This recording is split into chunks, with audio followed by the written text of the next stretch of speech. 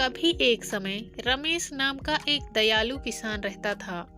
उसके पास एक छोटी सी झोपड़ी थी जिसकी छत सूखी घास से बनी थी।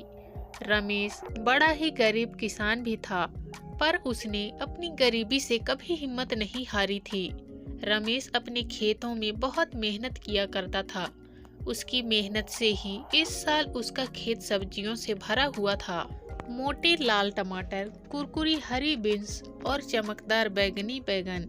रमेश हर दिन बहुत मेहनत करता था, अपने पौधों को सींचता था और घास निकालता था। लेकिन इस साल बारिश के बादल लुका छुपी खेल रहे थे। सूरज एक विशाल गर्म दीपक की तरह चमकता था, जिससे जमीन सूख जाती थी और सब्जियां प्यासी हो जाती थी। रमेश चिंतित था, बारिश के बिना उसकी सब्जियां नहीं उग पाएंगी और उसके पास बाजार में बेचने के लिए पर्याप्त फसल भी नहीं होगी। वह अपनी छोटी बेटी रानी के लिए नए जूते या मीठे जलेबी का नाश्ता नहीं खरीद पाएगा। एक सुबह रमेश उदास महसूस कर रहा था।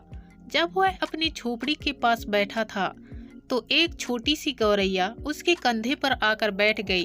चहचहाट गौरैया ने सिर झुकाते हुए कहा, मुंह लटकाए क्यों बैठे हो रमेश? रमेश हैरान था।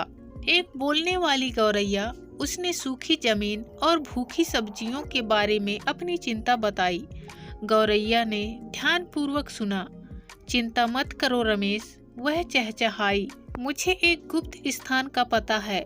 आम के ऊंचे पेड़ के पीछे एक छिपी हुई धारा बहती है। इसका पानी आपकी सब्जियों को फिर से हरा भरा कर देगा। रमेश की आंखें चमक उठी।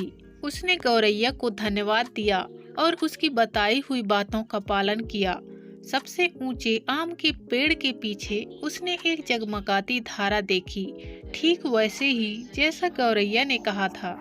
रमेश ने अपनी बाल्टी को ठंडे पानी से भर लिया और वापस अपने खेत की ओर दौड़ पड़ा। उसने ध्यान से प्रत्येक प्यासे पौधे के चारों ओर पानी डाला।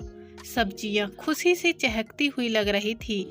उनकी पत्तियां चमकीली हरी हो गई